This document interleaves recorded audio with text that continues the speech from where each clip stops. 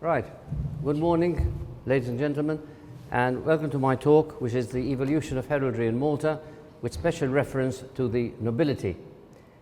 As you all know, our islands have been ruled by various dynasties over the centuries, a number of which have left their imprint on our heraldry. The main sources of heraldry in Malta are the Aragonese period, the Order of St. John, the Roman Catholic Church, the Old Nobility, British colonial era, books and manuscripts, and indeed ordinary family traditions. These are examples of heraldry from the Aragonese period.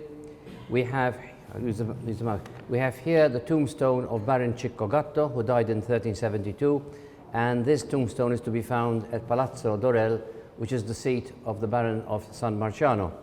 Here we have a plaque which is attached to the wall, or to the front, to the facade of Palazzo Gatto Murina in Mdina, and it dates from the early 15th century. The Order of St. John, of course, has left a lot of heraldry all over the island. One need just go to the co-cathedral in Valletta, and the floor is covered in lapidary commemorating the arms of the most prominent families of Europe at that time. The Roman Catholic Church, of course, is also a source of heraldry. This is the floor of the cathedral in Mdina, which has lapidary commemorating Maltese people, mostly priests, but also other prominent people. And of course, in festas around the island, we always have some heraldry on display. This is from my own village of Sannat in Gozo, the arms of one of the previous archpriests. The Old Nobility has left its arms all over the island, and it's very, very beautiful heraldry. We were a British colony for about a century and a half, so the lion and the unicorn are everywhere to be seen on the island. There are lots of books and documents in both private and government collections. If you go to the Malta Library in Valletta and ask for them, they're available. I've published a few books myself. There is a tradition for families in both Malta and Gozo to stick the coat of arms of the family surname on the front of the buildings. Now, the validity and legality of many of these arms is quite dubious. They were probably just invented, but there it is. And also the idea that everybody with the same surname uses the same coat of arms in a country which doesn't have a clan system like Poland or like Scotland is a bit ridiculous, because arms are very, very specific. Okay, let's have a bit of history. The French took possession of the Maltese Islands on the 12th of June 1798, and immediately all titles of nobility were abolished, and the Republican administration ordered the removal of all heraldic insignia reminiscent of the Order of St. John and of the Old Nobility. A few buildings were defaced, but not many. On Bastille Day, the 14th of July 1798, the Feast of the Pole of Liberty was celebrated in Valletta, and the nobility were forced to burn their patent of creation in a bonfire specially prepared for the occasion. But this is Malta, and people found excuses why not to do so. For example, those people who held patents of nobility which also referred to the land they owned were exempt. Some people created facsimiles, and others just ignored the directive. But luckily, everything which was burnt is recorded in the archives of the order in Valletta. Okay, the national insurrection against the French started on the 2nd of September 1798, a few months after they landed here to liberate us from the order. And by now they had more serious matters to occupy their minds rather than the nobility and heraldry. They were fighting for their existence. I think everybody except Dr. Charles Schuerep was pleased that we got rid of them. Now, my own interest in heraldry started at the time of the coronation in England in 1953, when I was a 6-year-old boy in England, and I was dressed up as a herald. I liked the idea, and I've never looked back since then. So that's how it all started. Now, this paragraph, or this excerpt rather, from an essay by E.R. Leopardi in a book of essays published by Progress Press in 1969, is what gave me the impetus for agitating for our own Office of Arms here in Malta. Up until now, Malta and Gozo have never had an official central authority to govern the use of coats of arms. There was something for the Order of St. John, but that was for its own knights, not for the Maltese people. The arms used locally are a collection of variation of foreign arms and of locally invented arms hallowed by the use of time. Now, as seen, there's a tendency for arms to be used by families of the same surname as opposed to specific individuals. This causes some confusion. Now, my interest in heraldry of Malta rather, started with a detailed study of the arms of the old Maltese nobility. I found, as I will be explaining shortly, a great variation in the use of arms, no attempt at standardization, a very, very confusing system indeed. Now let's talk a bit about the nobility. Nobility in Malta dates back to the 13th century. The first title, that of Baron of Fiddin, was granted to the Santa Sofia family in 1287. Most of these feudal titles were granted for military service to the crown, but a few were simple purchases. The earliest surviving title, created by the kings of Sicily, dates back to 1350. All except two of these ancient feudal titles are now extinct. Now, several titles were later created by the knights as sovereigns of Malta, and a number of these survive, albeit unofficially, to this day. However, first thing to bear in mind is that the titled nobility was not the only nobility in the island. There was also an untitled nobility. I'm talking here about the giurati or giurats. Now, the islands had was one for Gozo, one for Malta, a Consiglio Popolare, the plural Italian Consiglio Popolari. The one in Malta was founded in the 14th century, and the one in Gozo in the 15th century, or perhaps slightly earlier. The dates vary. Now, these councils controlled the internal affairs of the islands. The electors to the Consiglio Popolare were all the heads of families.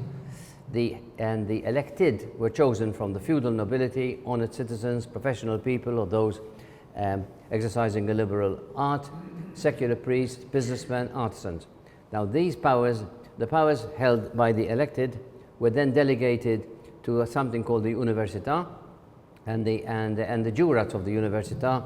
They were called jurats because they took an oath, a juramento, and they were elected to and expected to defend the integrity and respect due to the ancient customs of the Maltese people.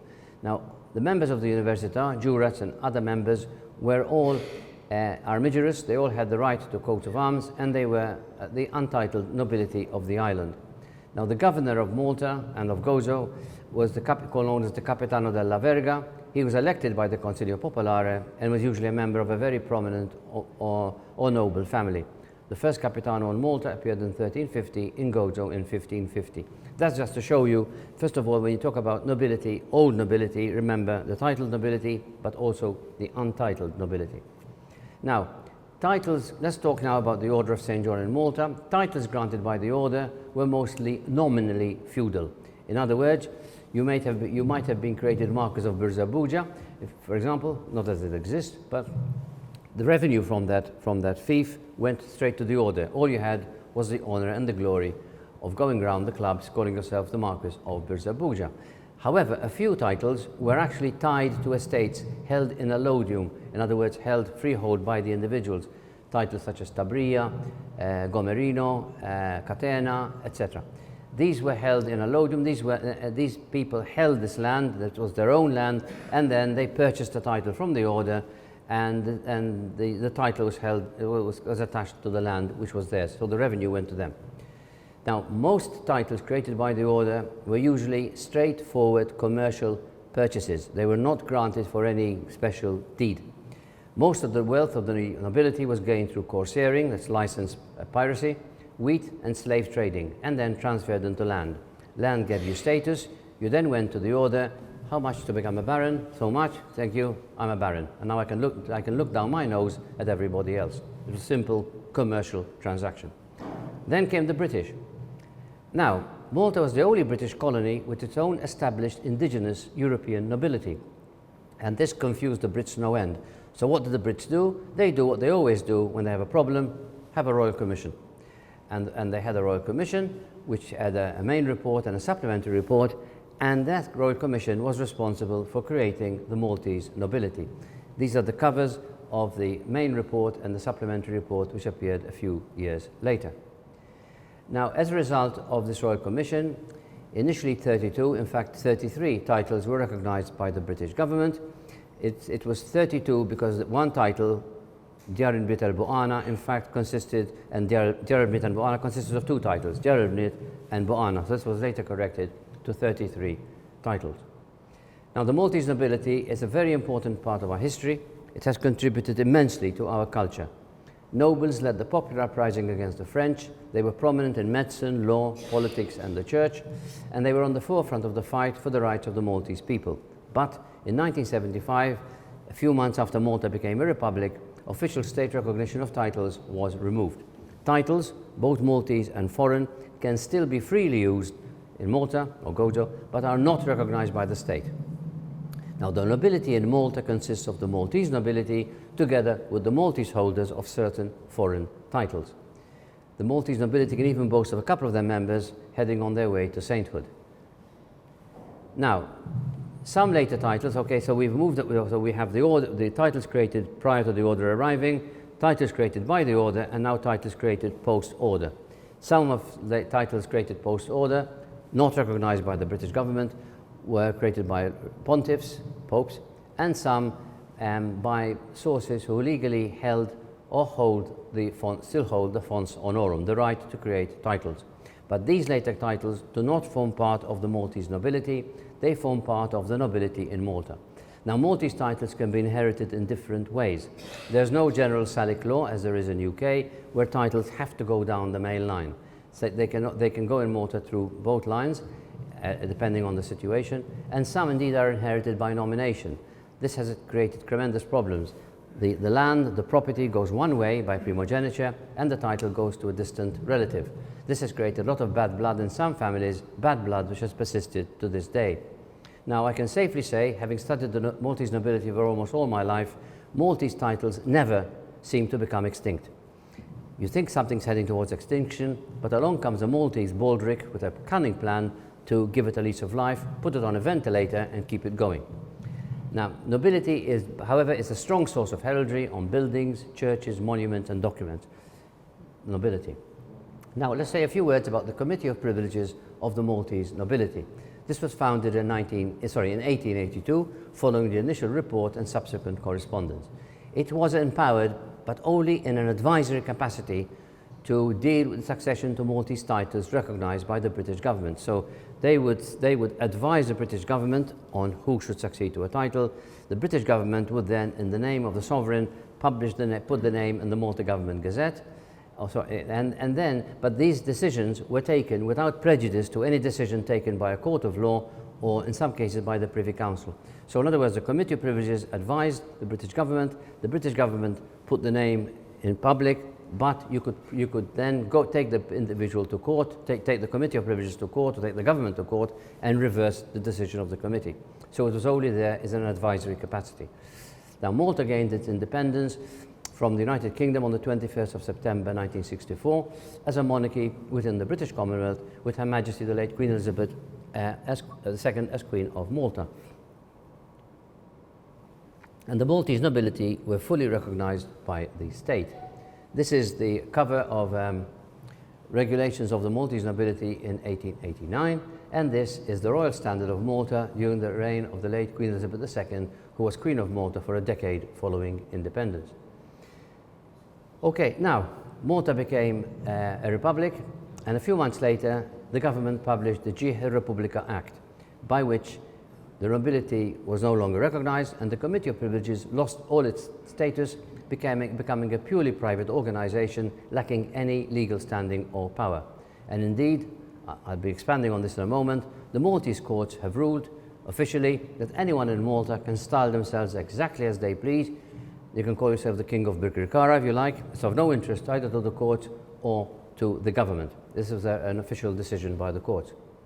Now, I served on the Committee of Privileges of the Maltese nobility from 1982 to 1993.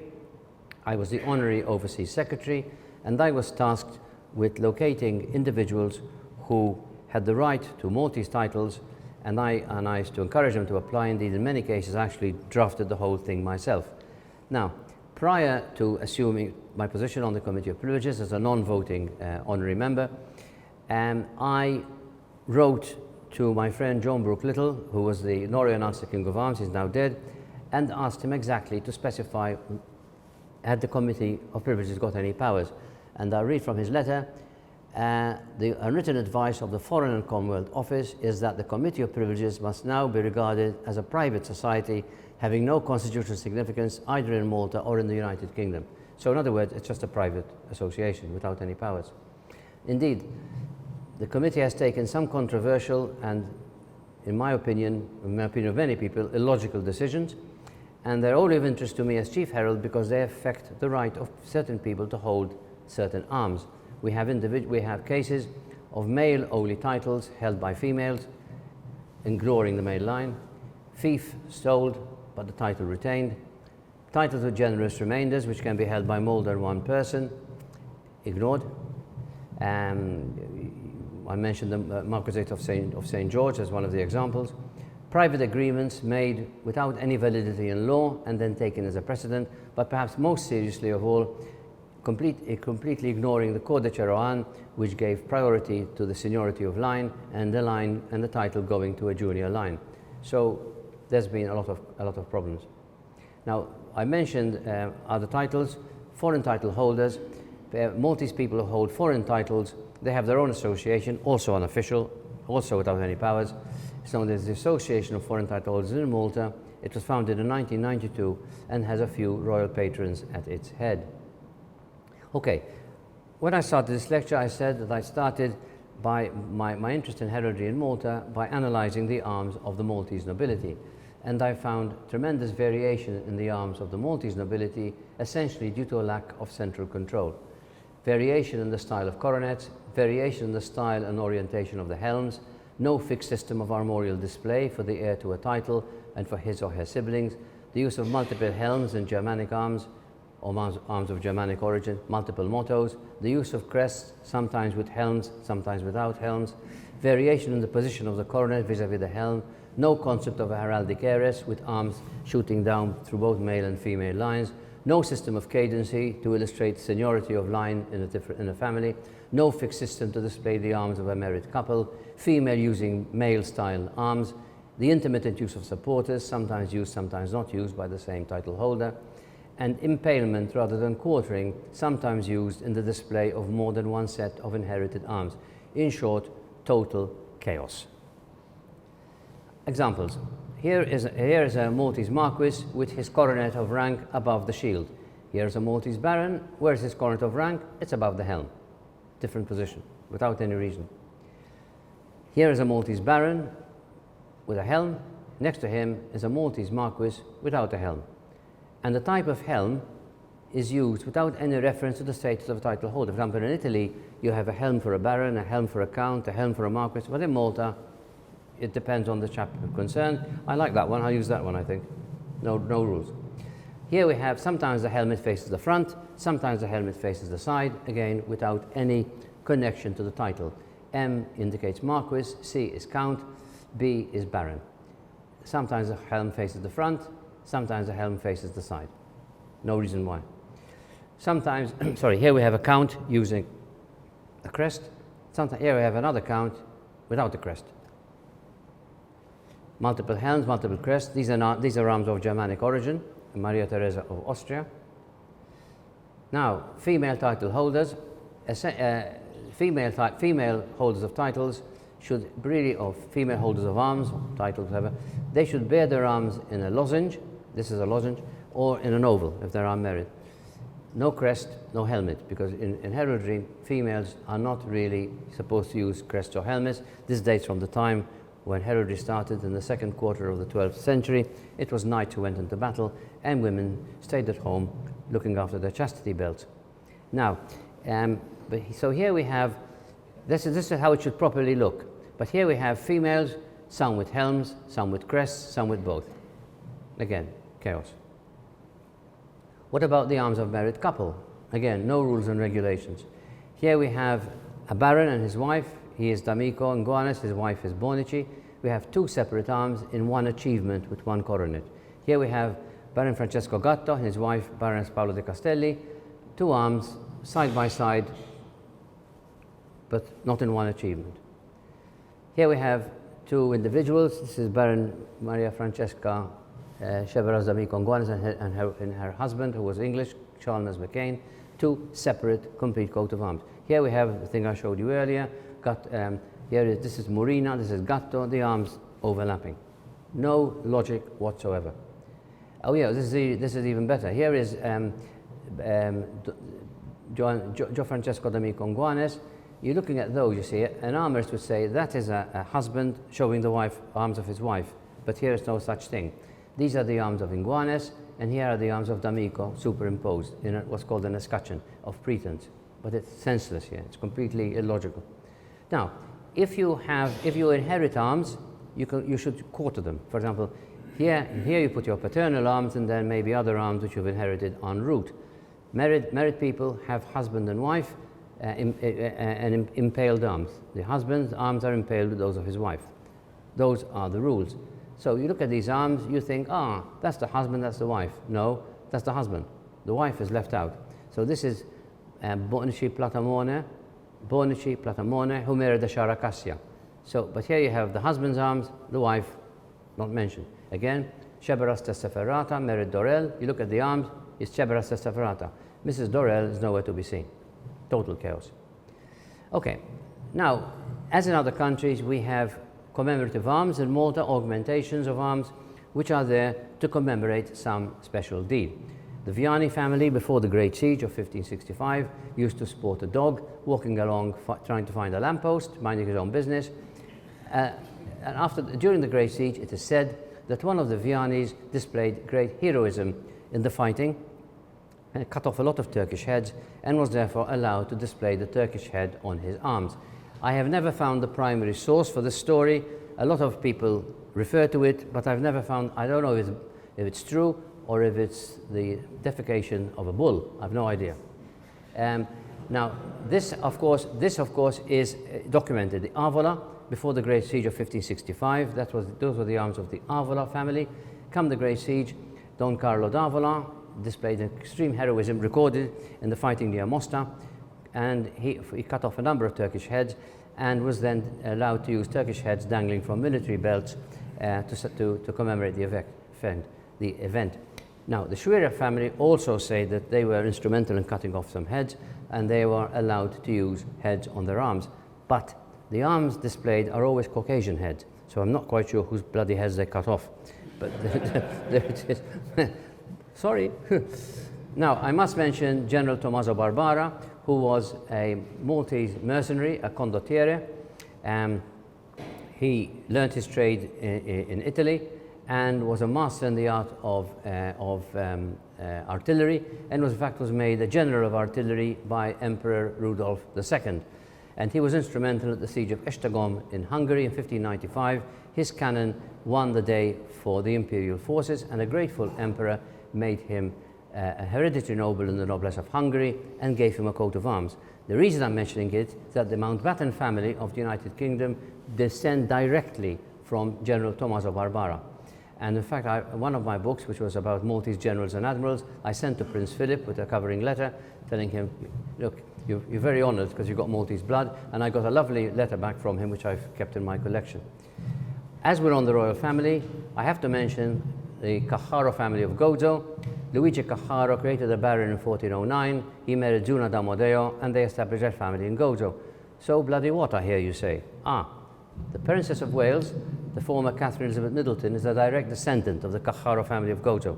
So when their son, George, becomes king of the United Kingdom, he'll have Maltese blood on his father's side and Gosseton blood on his mother's side. As I tell my British friends, we Maltese are like the Staphylococcus. You find us everywhere. Canting arms, arms which play a pun on the name of the family. Fontani, a fountain. Gallia Feriol, a helmet. Gallia. Here's Baron Francesco Gatto. Gatto in Italian is cat. He's got a cat here. In fact, he was entitled to a more illustrious crest, an eagle with the Cingolo Militare for military valor, but he always preferred the cat. And this is very old. This is a tombstone I showed you at the beginning of my talk. Baron Guglielmo Murina. Murina is the Italian word for an eel. Here you have the 3 eels, or lampreys. Here's Vaccaro. A cow in Italian is vacca, so Vaccaro or Vaccaro, a cow. Castelli, castle. Castelletti, small castle. And the Teuma Castelletti, counterpart to Fiha, in the Teuma side, the lion is carrying a sprig of garlic. The Maltese for garlic is Teuma, or Teuma, sorry.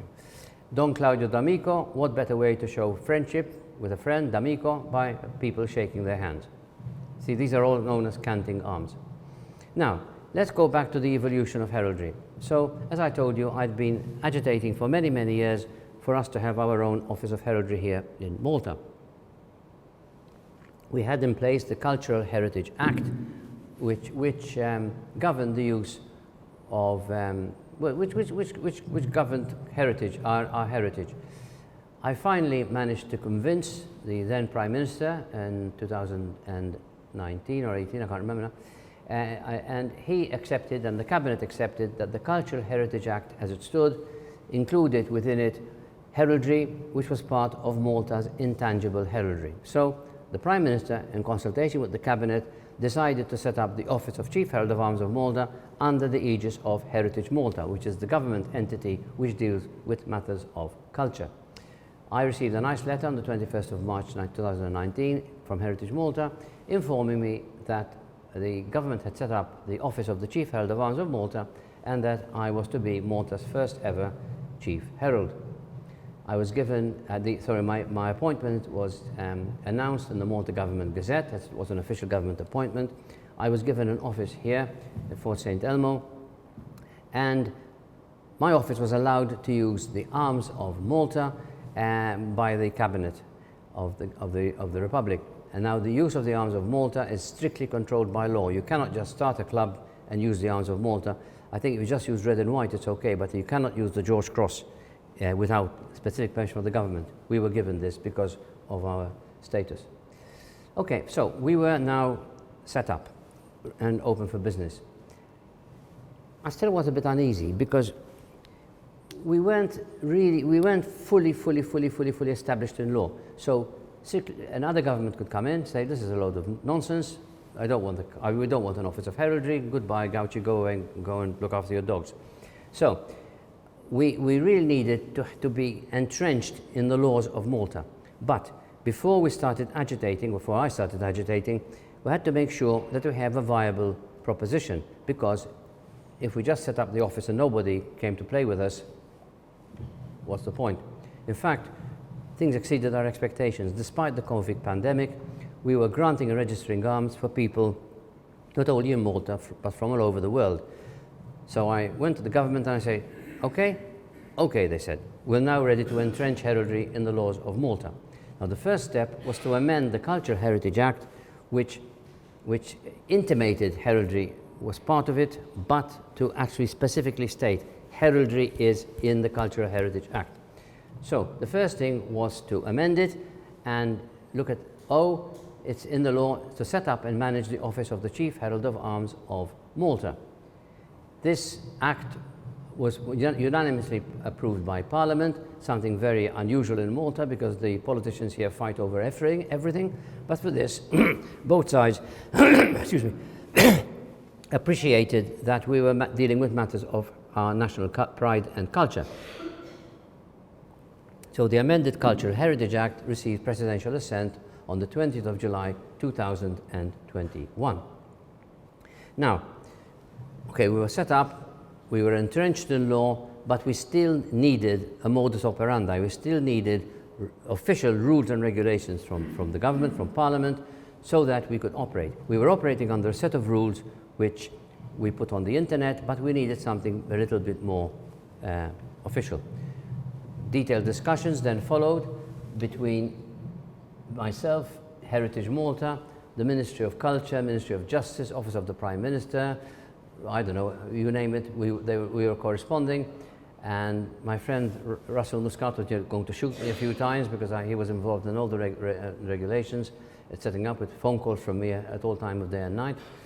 And finally, a full set of regulations were prepared, presented to Cabinet, presented to Parliament, and approved unanimously. So in December 2021, the government published a legal notice, the Heraldry and Genealogy Regulations 2021. Now, while all this was going on, I wasn't wasting my time.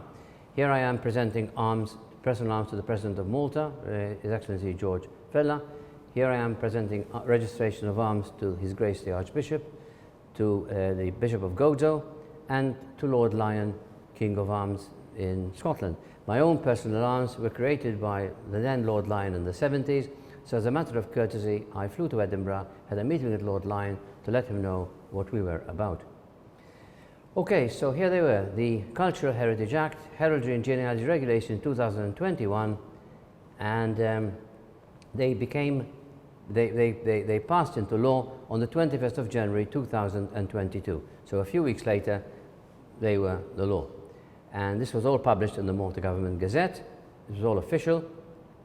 And here is the sort of opening page, which shows you everything we can or cannot do. The rules and regulations are extremely detailed, and nothing is left to chance. Everything is there. This is now the Bible of the Office of the Chief Herald. We have approval all the way up to the top.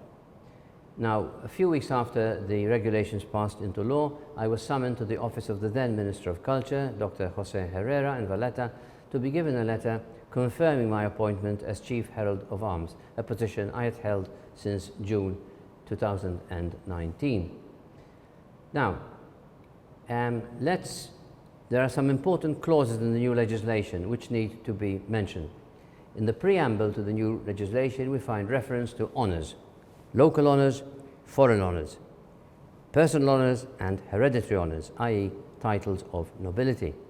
Now, in the main body of the legislation, we find that any mention of honours and titles shall be made without prejudice to the Jure Republica Act, and they are made solely for historical purposes. In other words, if we deem a title to be of interest culturally, historically, we can mention it. But this does not equate with recognition by the state. The state cannot recognize titles of nobility, and I can't, certainly, I'm not a fons honorum. We mention things fidem facientes, in good faith, but they are only mentions. I'll specify this again in a few moments. And of course, our right to use the arms of Malta were again confirmed. So, the Jure Republica Act specifically states that titles of nobility are no longer recognized.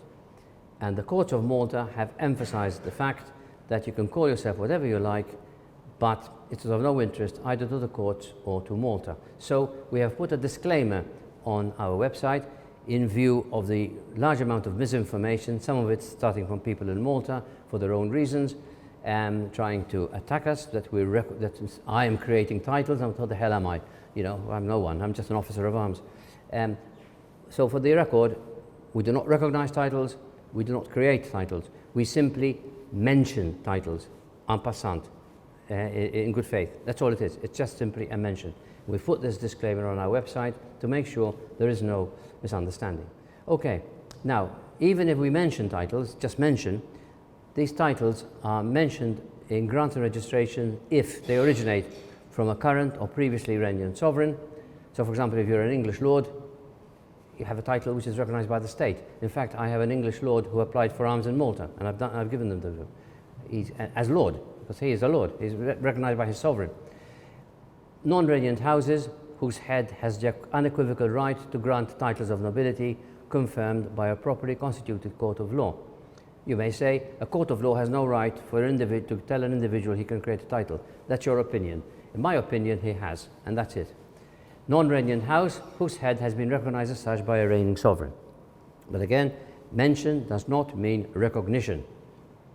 Now, by law, if we decide to grant or register a title of a coat of arms, these have to be announced in the Malta Government Gazette, the blazon, in both English and Maltese.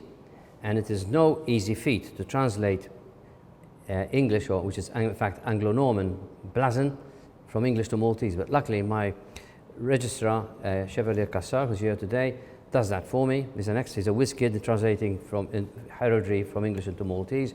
This is completely beyond my capability. Now, every year, at the end of the year or the beginning of the year, we have to publish a list in English and Maltese of all grants or registrations we have made. Again, Ray Cassar deals with the Maltese side of things. In fact, he deals with the Government Gazette, and he does all that work for me, thank God. Now, the functions of our office include the registration of arms already formally granted by another recognized heraldic authority, the new creation of personal and impersonal arms, the registration of already established personal and impersonal arms, the registration of arms held by local councils, new grants of arms to local councils, and ecclesiastical heraldry.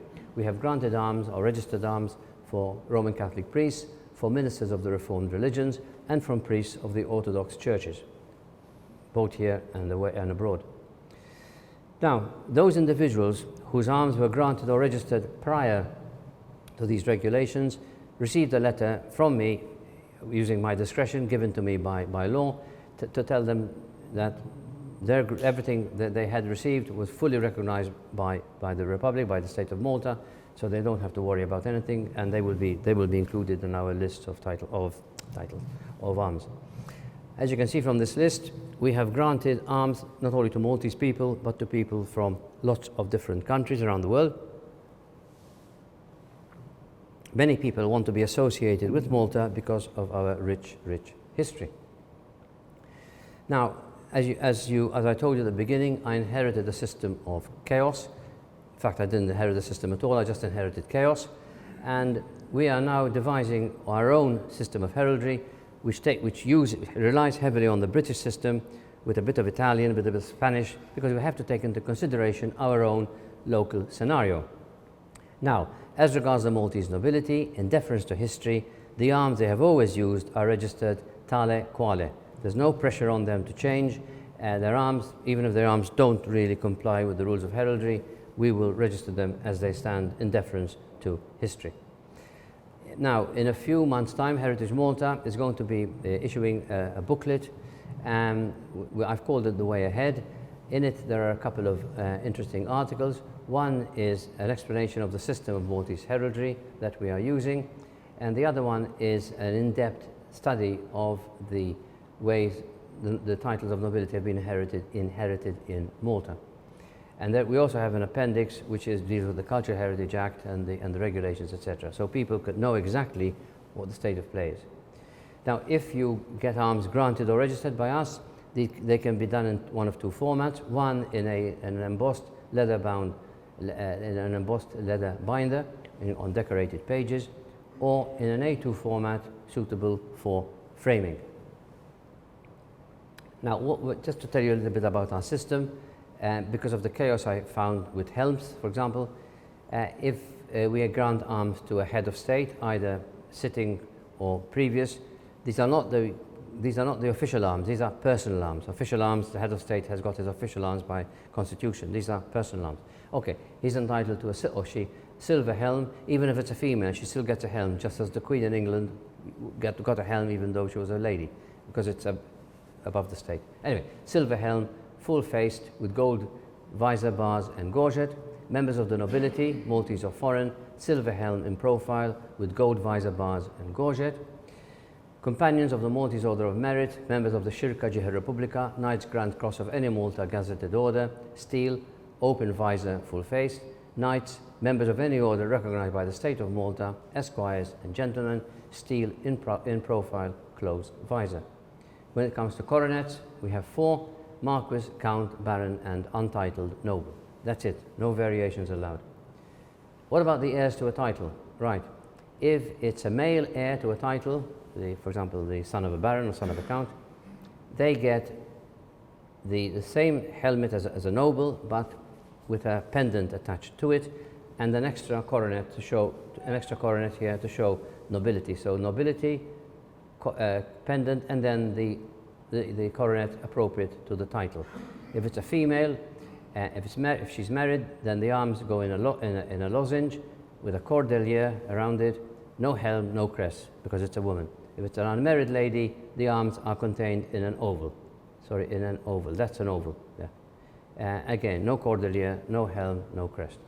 So those are this is not nothing with the nobility, but to show you what the arms look like. In fact, you see that means those arms have come by arms of adoption.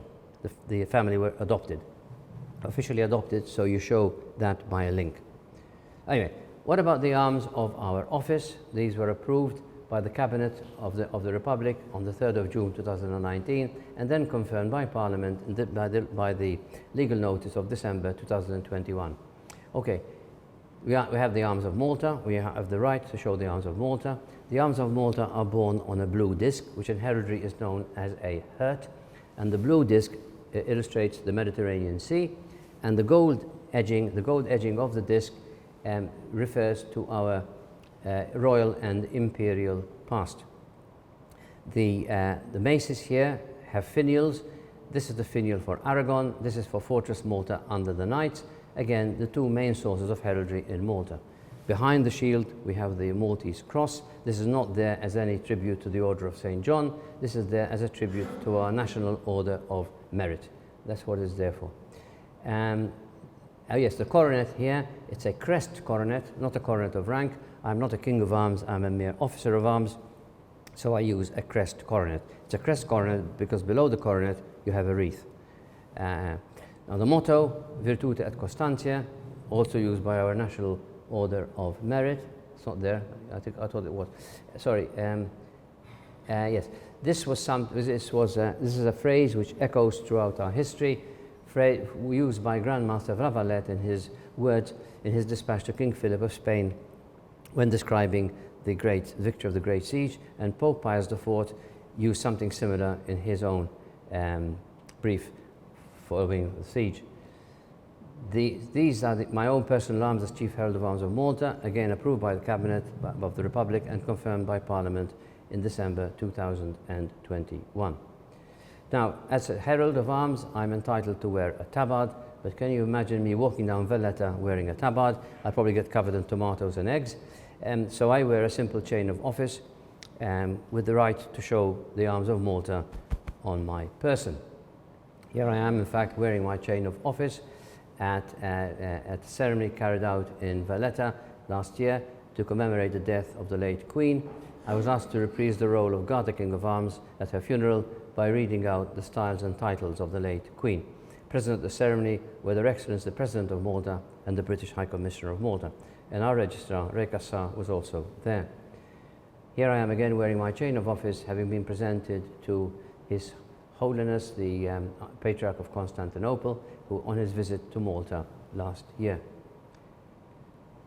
I've written many, many books about genealogy and heraldry in Malta. Most of these are now out of print. These two are still available, I think, but they can always be accessed at the library in Valletta.